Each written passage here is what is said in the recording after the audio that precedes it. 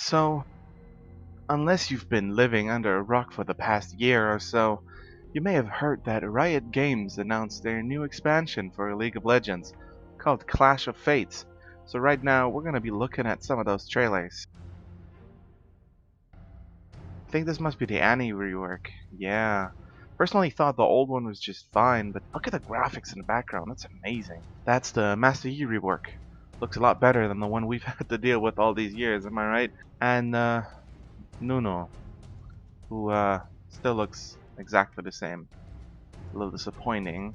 Here we can see some of the reworks that are upcoming, and I'm really excited for this. Of course, that was just a trailer, so we're gonna go ahead and jump into some gameplay that's been graciously provided by them to take a look at the new features they implemented. So here they're showing off the new champion page, and as you can already see, looks wildly different and frankly a lot better.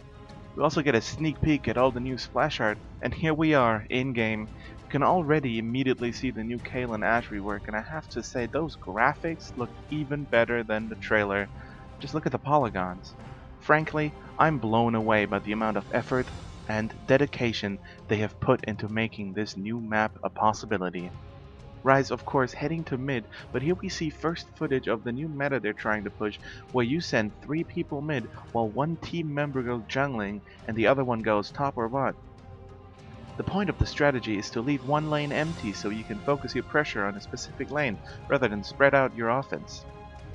We also see him teaming up with Kayle and Trinomir, of course both being champions that don't need a lot of CS themselves, so they can instead focus on harassing the enemy while Ryze tries to make some last hits. As you can see, they removed minion health, adding an additional layer of difficulty to the game. Take note that Ryze doesn't immediately put points in his skill after level up, since the enemy doesn't see your level until you put that point, so you can keep them in a false sense of security.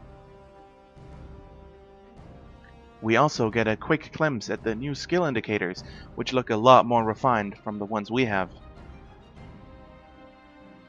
Since Rice started with boots, he of course does not have to sustain to stay in lane, so therefore he heads back, preferably to the next tier turret, to get as far away from the enemy as possible.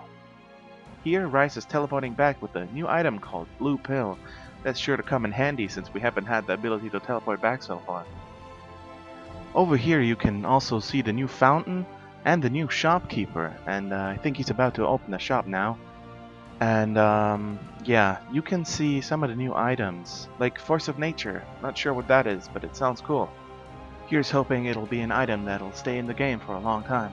We can also see the new reworked Doran's Ring, now sporting a red aura instead of a blue one. Wonder how that'll play out in the future. He's of course showing off the new shop interface as well, which I forgot to mention. You can now switch between different tabs of items and making it easier to access everything that you're looking for. You can also see him grab the items individually instead of just buying the recipe, because yeah, that's how he rolls. Switching back into action, we see a pretty wild teamfight emerge, and already you can see these amazing new particles and skill effects that just make the game so much more beautiful to look at. These are truly modern day graphics, and I think we live in a pretty awesome time to be able to experience all of this, really. Sadly, that's all we get for now, but you can expect this add-on to come out fall 2016.